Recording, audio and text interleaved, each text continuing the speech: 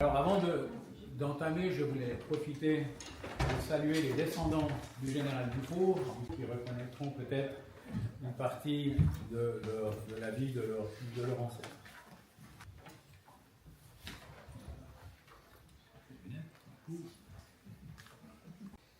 Redoutable exercice que celui de devoir esquisser la vie de ce polytechnicien devenu général suisse. Lévy, devrais-je dire, quand on a peine à croire que ses activités multiples d'ingénieur, militaire, professeur, urbaniste, politicien, cartographe, diplomate, humaniste, souvent menées en parallèle, puissent avoir été réalisées par un seul et même homme. Voilà donc à la hache quelques traits de cet incroyable destin que je vous propose d'évoquer. Quelques mots d'abord sur cette Genève de la fin du XVIIIe siècle. Géographiquement, on voit que c'est une toute petite république avec une ville minuscule, enserrée dans ses fortifications et flanquée de possessions du prieuré Saint-Victor et des terres du chapitre de la cathédrale Saint-Pierre. Le tout forme une espèce de, voyez, de peau de léopard un peu incohérente. Et d'ailleurs, dans les conditions pour l'entrée de Genève dans la Confédération en 1815, il va être stipulé une continuité de frontières entre la Suisse, donc la partie rouge ici, et le canton de Berne, et puis une homogénéisation du territoire à l'intérieur de cette peau de léopard, et ça sera négocié avec le Piémont sardais. Politiquement, dans la seconde moitié du XVIIIe, l'oligarchie en place, qui concentre tous les pouvoirs et tous les avantages surtout, est agitée par des révolutions attisées par les idées de Jean-Jacques Rousseau sur la souveraineté du peuple et l'égalité des citoyens. En réaction, en 1762, comme à Paris, les milles et le contrat social sont condamnés à être saisis, puis lacérés et brûlés par le bourreau. En 1782, le gouvernement est finalement renversé. Prévenu, les puissances protectrices, donc la France, Berne et la Savoie, interviennent. L'ancien régime est restauré et va aussitôt accentuer son autorité en imposant aux insurgés de jurer fidélité à un édit de pacification appelé Code Noir ou de partir en exil. Et c'est ce que va faire Bénédicte Dufour, qui va partir d'abord dans une terre d'asile dans le sud de l'Irlande, à Waterford, où il va épouser Pernette Valentin, puis dans une deuxième terre d'asile à Constance, alors possession autrichienne. L'empereur François II, fils de Marie-Thérèse, veut s'attaquer à la stagnation économique de la ville qui est causée par ce qu'il nomme un misérable nid de prêtres qu'il va s'employer à exproprier, sécularisant les biens de l'Église par l'État. Et c'est dans ce contexte que naît, dans la ville de Constance, dans cette maison de la Plattengasse, aujourd'hui Wessenbergstrasse, Guillaume Dufour. 15 septembre, vous voyez en jaune, c'est pas une date qui sort de nulle part, puisque hier on avait décidé de dédier ces journées à Paris pour en fait la naissance de sa carrière finalement à Polytechnique 20 ans plus tard. 1789, c'est la Révolution française qui va priver Genève d'un support qui leur permettait de rester un pouvoir. Le pouvoir tombe et en 1792, on voit déjà Bénédicte Dufour qui est aux affaires politiques puisqu'il signe le premier code de Genève qui sera celui qui va vraiment entériner l'égalité des citoyens. 20 ans plus tard, on est l'entrée de Dufour dans Polytechnique, je passe sur les détails. Je vais peut-être juste m'arrêter sur l'aspect financier de cette affaire. Donc, on voit qu'il arrive en retard, qu'il est tout content que finalement il est quand même admis, mais la joie de la famille fut mêlée d'inquiétude car un décret récent exigeait une pension de 800 francs et privait les aspirants à l'avantage de ne pas tirer à la conscription. Il a fallu donc s'exécuter avant de partir et le sort s'était montré défavorable. Il fallut payer un remplacement. Et heureusement que cela se passait avant les hécatombes d'Espagne et de Russie et que les volontaires assez nombreux se contentaient d'une somme modique. Et cela n'en constituait pas moins, avec le trousseau, la pension et les frais de voyage, une charge excessive pour les parents, et il fallut recourir à des fidèles amis pour se procurer les sommes nécessaires.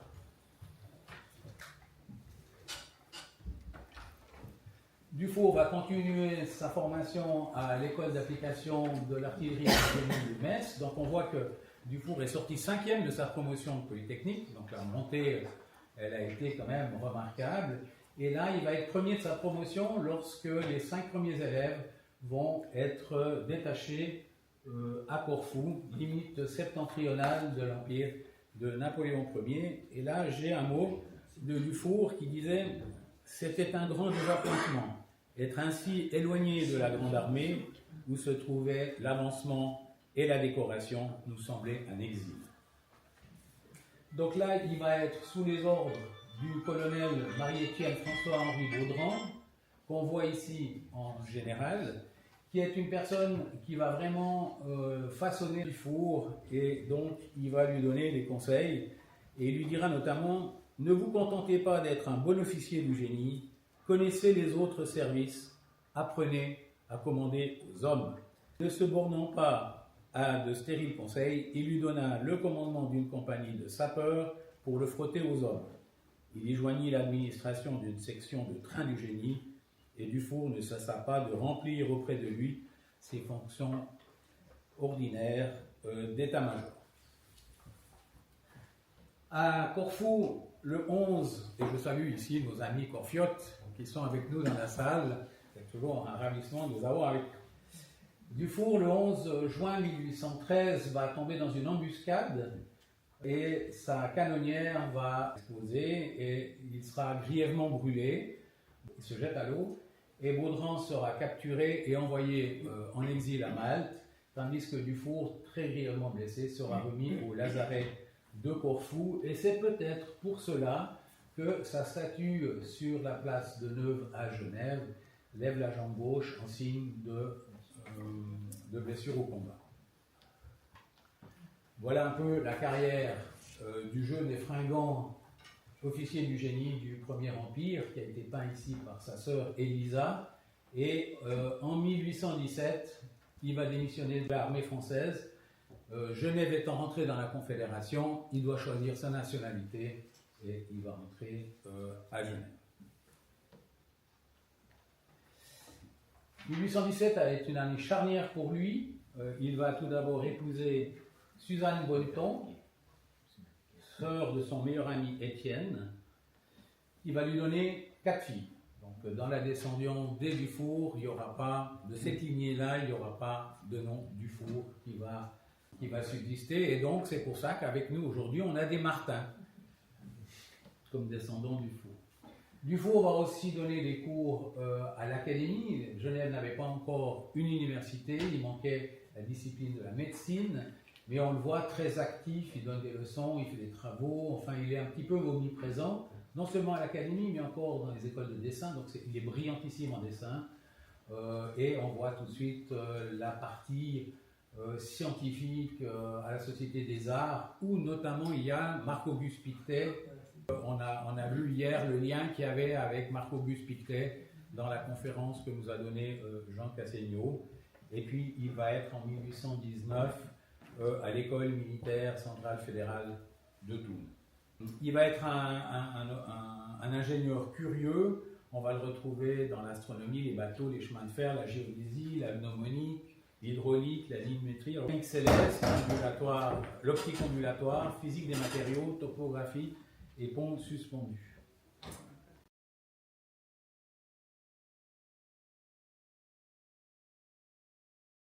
Donc là, on va rentrer dans les 4 grands chantiers de Dufour.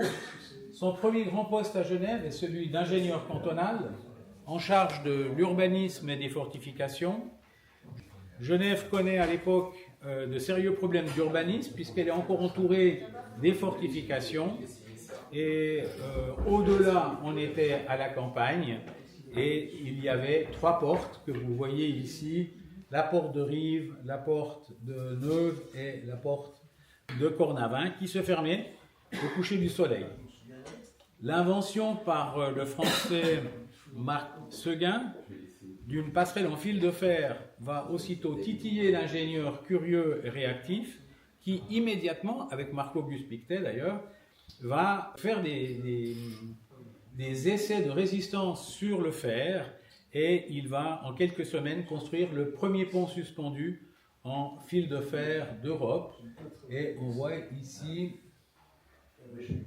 sur cette magnifique photo de synthèse, en fait, vous allez retrouver premièrement le pont qui est suspendu, un double pont qui part du bastion du Pin et un à la sortie de la ville, direction Lausanne, qui est le double pont des Paquis.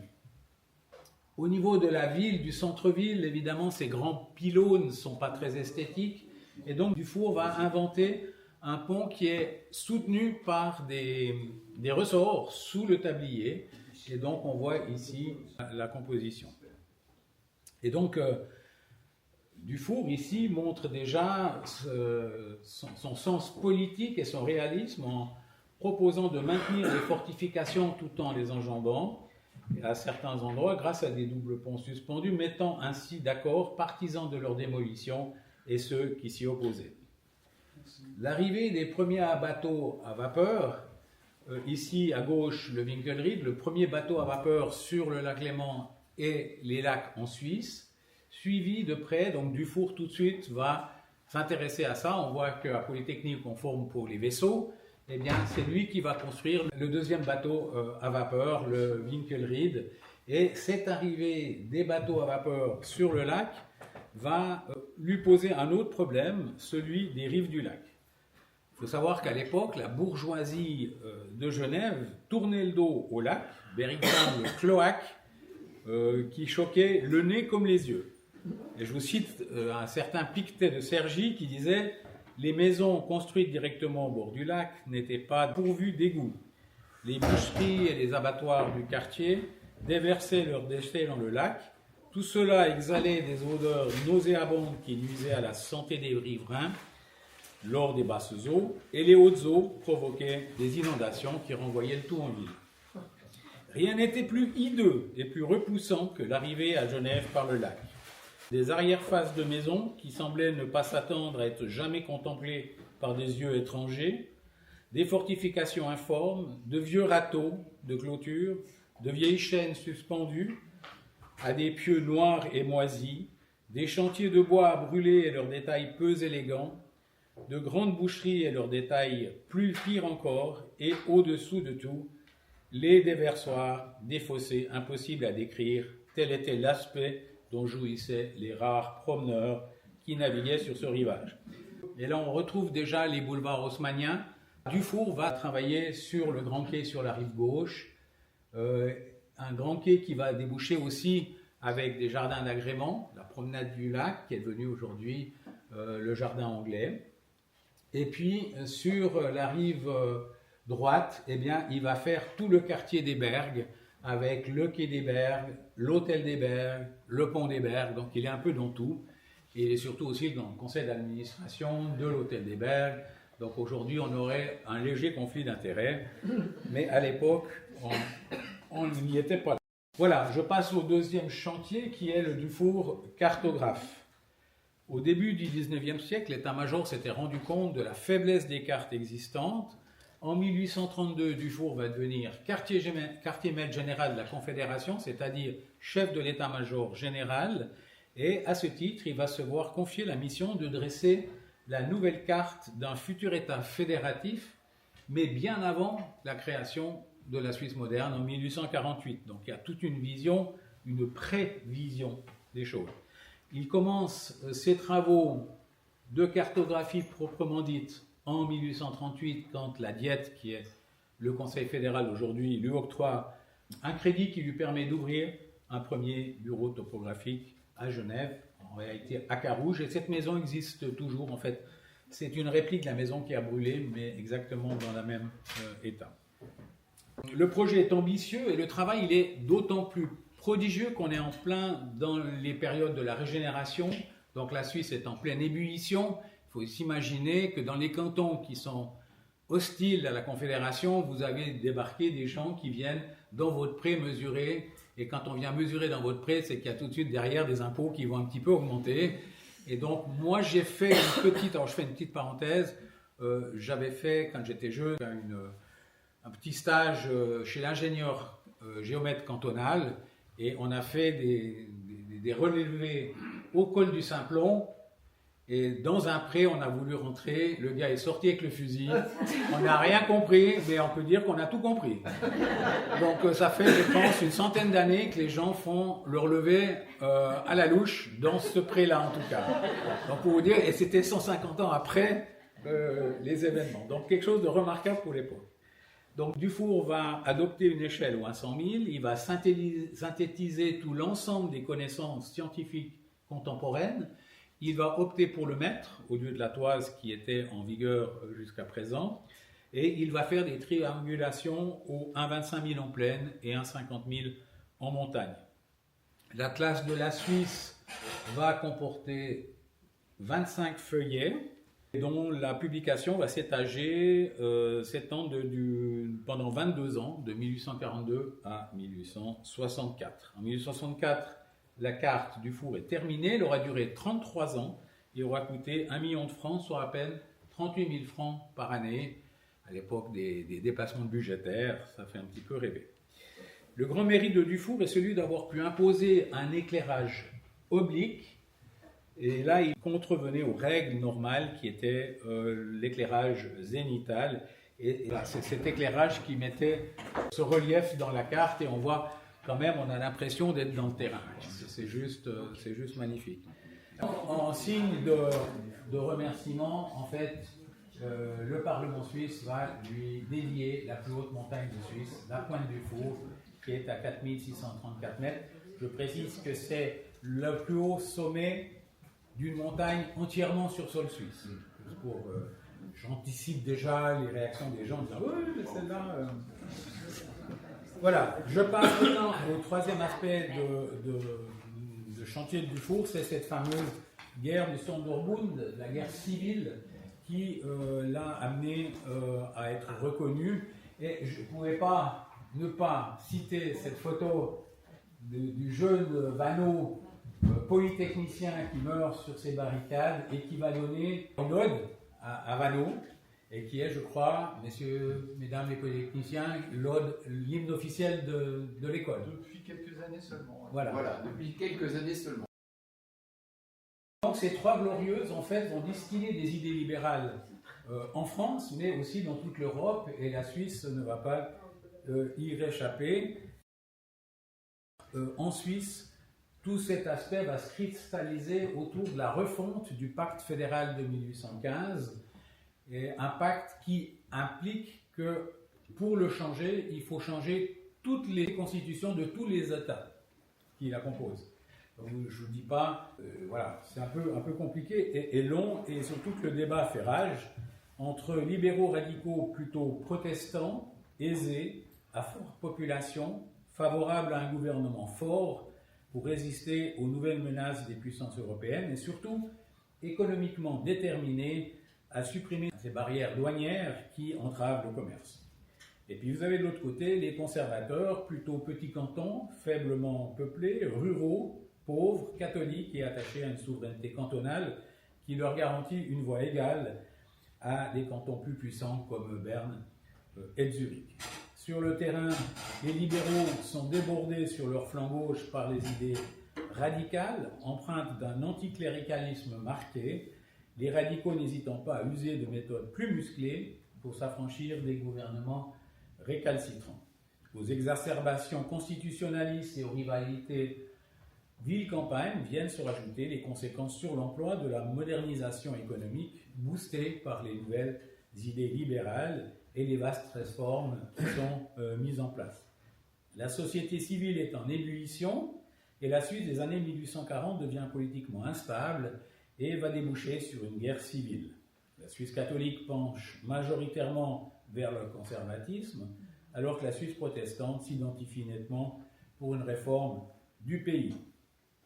Dès 1841, les considérations confessionnelles viennent s'inviter au débat lorsque le gouvernement radical argovien ferme des couvents pour punir les catholiques de s'opposer à la nouvelle constitution jugée par trop défavorable.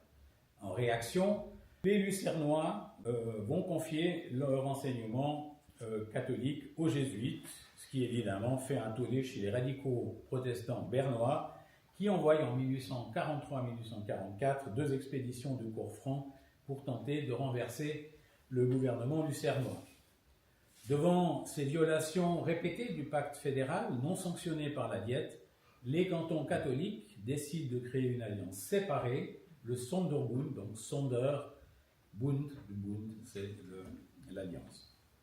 La majorité radicale de la Diète, en été 1847, déclare cette alliance illégale et exige qu'elle soit dissoute par la force, s'il le faut, et elle décide de mobiliser, elle va confier le commandement en chef de l'armée fédérale à Dufour. Pour les personnes qui sont non familiarisées des pratiques militaires suisses, chez nous, on n'a pas de généraux. En fait, on doit mobiliser pour nommer un général en chef. Donc le général, c'est la fonction de général en chef, quelque part. Et une fois que tout est rentré dans l'ordre, le général remet modestement son grade et redevient et rentre dans le rang. La retenue et le respect dont a fait preuve Dufour pendant cette campagne de novembre 1847, courte et peu sanglante, lui a valu le surnom de pacificateur, et sa popularité a explosé tant dans le camp des vainqueurs que dans celui des vaincus. Alors ici, juste quelques plans sur le terrain. Donc on voit ici tout le grand bloc central des pays qui sont la Suisse profonde. Vous avez à gauche le canton de Fribourg, isolé, et le Valais qui est séparé du nord de Berne par les montagnes. Et donc pour Dufour, il va juste bloquer cette partie entre Fribourg et le Valais pour empêcher les Valaisans d'aider les Fribourgeois et d'obliger les Valaisans à avoir une jonction par le col de la Furka, quand même un peu plus difficile. Donc là, on a toute la théorie napoléonienne sur Fribourg en leur disant voilà mes positions, voilà mes batteries, voilà tout ce qu'il y a. Là, ici, vous avez le plan d'attaque de Fribourg avec toutes les batteries d'artillerie contre la petite ville de Fribourg, au fond. Et il dit, voilà, vous avez 24 heures pour vous rendre, autrement, ça sera le massacre. Il y a eu 2 morts dans ces confrontations, donc rien quasiment. Et donc après, Dufour a refait la même chose, il a concentré encore plus fortement tout le monde sur Lucerne. On voit ici le plan avec toutes les vallées qui descendent. Donc Lucerne est au bout du lac au centre, là-bas. Donc ici. Et donc vous avez toutes ces vallées ici, à chacune de ces vallées qui descend, de celles qui remontent, vous avez une division qui arrive pour encercler Lucerne. Là, c'était le gros des combats, mais des combats qui ont été finalement résorbés en moins de 30 jours, avec une centaine de morts, tout camp confondu. Donc ça lui laissait une aura qui escamote un peu le fait que Dufour a été encore nommé 3 fois comme général en chef de l'armée. C'était en 1849, et c'est là la vision de Dufour, c'est de ne pas avoir fait de cicatrice dans cette guerre du Sonderbund, qui permet à des soldats qui marchaient ensemble avant la guerre de pouvoir remarcher paternellement ensemble contre un adversaire étranger. Et là, c'était l'affaire des réfugiés badois ou l'affaire de Busingen contre la Prusse. Dufour a été encore nommé, on en a parlé hier, dans l'affaire de Neuchâtel en 1856 contre la Prusse. Ça a été peut-être la situation la plus chaude. Et enfin, dans une moindre mesure, en 1859, pour la protection de la frontière avec l'Italie, lors des guerres du Risorgimento pour l'unité italienne. Et là, l'idée, c'était juste de construire la frontière pour respecter la neutralité du Congrès de Vienne et d'empêcher que des pays passent par la Suisse pour contourner un adversaire. Cette dernière promotion de général en 1859 me permet d'ouvrir la partie humanitaire de ce volet de Dufour, puisqu'il y avait un autre Genevois qui y était, c'était Henri Dunant. Henri Dunant va se retrouver au soir de la bataille de Solferino, dans le petit village de Castiglione, où vont être acheminés en fin de journée, après un jour de combat, les premiers blessés sur 3 jours. Et donc il va y avoir dans ce petit village 9000 blessés qui vont affluer, qui seront dans les rues, dans les églises, dans tout ce qu'il y avait comme place. On les posait à même le sol, sans rien. Et donc Dunant a été profondément marqué. Il va en écrire un récit, Le souvenir de Solferino, et qui va être distribué à tous les gouvernements d'Europe. Et il fait 2 propositions. Et de la première est née le 17 février 1863 la Croix-Rouge, et de la deuxième est née le 22 août 1864 la première convention de Genève pour le sort des militaires blessés dans les armées en campagne. Là vous avez, on l'a vu un petit peu tout à l'heure dans le clip, vous avez Henri Dunant en haut à droite, vous avez en haut à gauche le juriste Moignet qui est président de la Société genevoise d'utilité publique. Tout va partir de cette association. Vous avez en bas 2 chirurgiens de guerre, Théodore Monnoy et Louis Appia, et vous avez à côté le général vainqueur, l'ami de Napoléon, qui va donner la possibilité d'amener ces puissances autour d'une table de négociation. Là, vous avez Dufour lors de la convention de 1864, vous voyez en arrière-plan debout. Là, je passe sur la composition. Et ça m'amène à une petite parenthèse sur Dufour et ses relations avec les Napoléons. Alors, là, j'ai Christina Eddy qui nous parlera tout à l'heure, et donc je ne vais pas empiéter sur elle, qui connaît d'ailleurs mieux le sujet que moi. Simplement pour dire que Dufour a été très peu en contact avec Napoléon Ier. Hier, j'étais ravi d'être aux Invalides, et puis parce que les Invalides, pour moi, c'était le lieu de rencontre entre Vauban, Napoléon Ier, Polytechnique et Dufour. Je m'explique.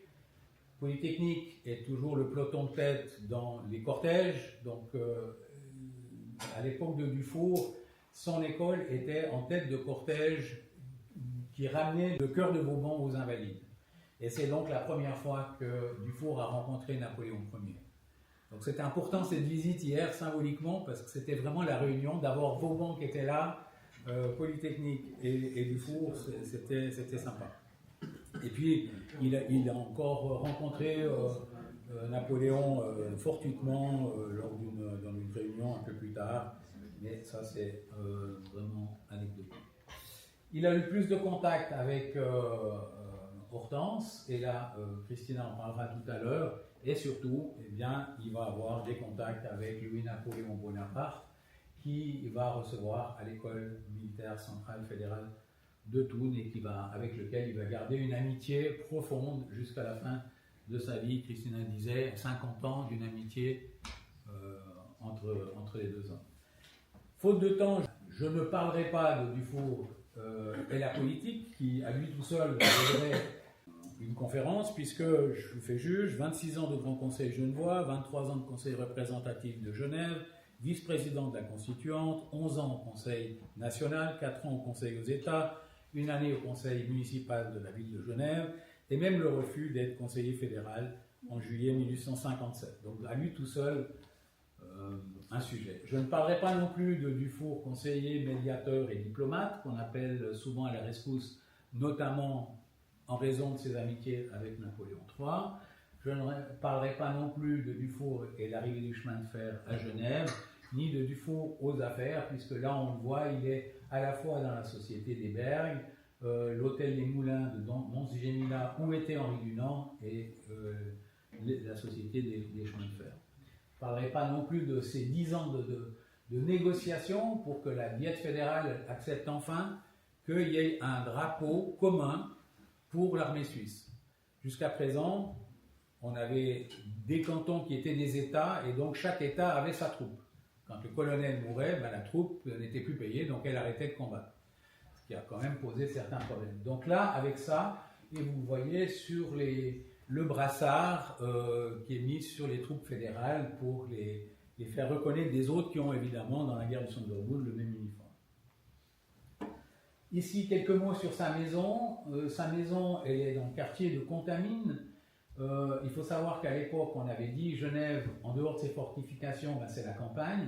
Et il fallait que les premières rangées de maisons aient fière allure parce qu'on les voyait depuis les promenades de la ville. Et donc, il y avait un cahier des charges très précis. Et donc, Dufour, là, je vous ai mis la maison où il était. Et puis, cette maison-là, petite anecdote, on a vu que Dufour avait été 2 fois confronté à la Prusse, mais en 1869, Guillaume de Prusse va lui offrir un vase de Saxe, dans lequel il y aura lui et sa femme, d'un côté du vase, et de l'autre côté, Dufour devant sa maison. Et donc vous avez la reproduction sur le vase. Et ce vase, pour la première fois cette année, il y a quelques semaines, on a réussi à le faire sortir des collections du CICR et de le faire numériser. Et donc on pourra même le faire imprimer en 3D. Voilà, une rare photo de Dufour avec sa famille. Je n'ai pas le temps de vous le présenter, mais là c'est Dufour quelques jours avant sa mort, en juillet 1875. Sachant que Dufour a eu le clin d'œil de son amour pour la France jusqu'à mourir un 14 juillet. Et on a le 16 juillet ici les funérailles. Et cette année, le 16 juillet, nous avons commémoré dans une tombe qui a été remise en état les 150 ans de ses funérailles. Et on avait l'école polytechnique. Il est où, Nicolas? Je l'ai vu tout à l'heure, il est là, il est reparti.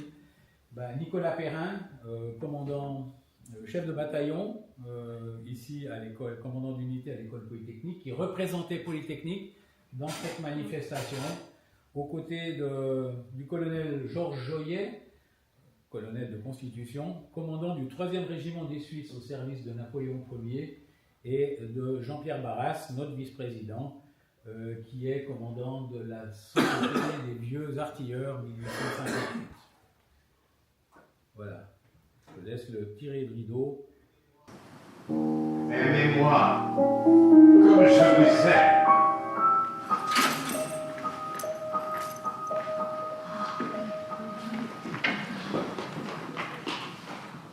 À l'époque, il y avait une formule genevoise qui disait « Aimez-moi comme je vous aime ». Ça, c'est la fin des lettres, comme on le faisait. Voilà. Je vous remercie pour votre attention.